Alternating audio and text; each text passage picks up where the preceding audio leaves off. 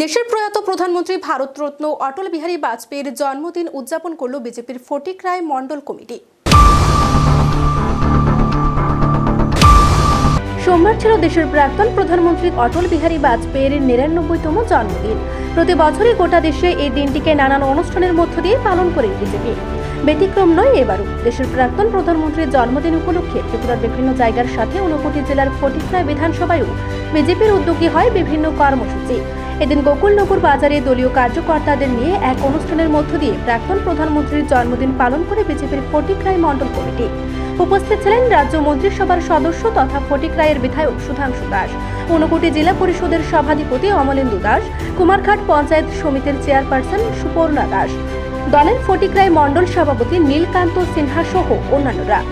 সভায় আলোচনা রাখতে গিয়ে প্রাক্তন প্রধানমন্ত্রীর জীবনী নিয়ে বিশদে আলোচনা করেন মন্ত্রী সুধাংশু দাস। বিজেপি দল করতে গেলে অটল বিহারী বাজপেয়ীর সম্পর্কে জানা আবশ্যক বলে দলীয় কার্যকর্তাদের প্রতি বার্তা দেন মন্ত্রী।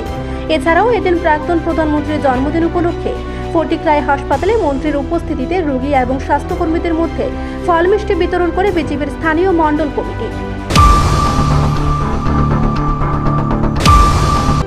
রাজনৈতিক জীবনে তিনি প্রথমে রাষ্ট্রীয় স্বয়ংসেবক সংঘ, পরবর্তী সময় হিন্দু মহাসভা হিসাবে তিনি কাজ করেছেন দীর্ঘ বছর। তিনি গর্ব করে বলতেন, যেটা স্বামী বিবেকানন্দজি বলেছিলেন, গর্ব সে কাও হাম হিন্দু হ্যাঁ, গর্বের সাথে বলা আমরা হিন্দু। এই হিন্দু সনাতন ধর্মের বিচারধারাকে বিশ্বের দরবারে সমৃদ্ধ করার ক্ষেত্রে অটল বিহারী বাজপেয়ী তার যথেষ্ট অবদান আছে, তিনি কাজ করেছেন। তিনি কি বলতেন? হিন্দু তন মন, হিন্দু জীবন, রাগ রাগ হিন্দু মেরা করেছেন। অনেক রাজনেতারা তুষ্টিকরণের রাজনীতির কারণে, সাম্প্রদায়িক রাজনীতির কারণে অনেকে রাজনৈতিক মঞ্চে এসে নিজের ধর্মকে ভুলে যেতে চায়। অটল বিহারী বাজপেয়ী তার ধর্ম, তার সনাতন বিচারধারা, বিশ্বের সর্বশ্রেষ্ঠ ধর্ম হিন্দু ধর্ম সনাতন বিচারধারা, সেটাকে বাদ দেননি।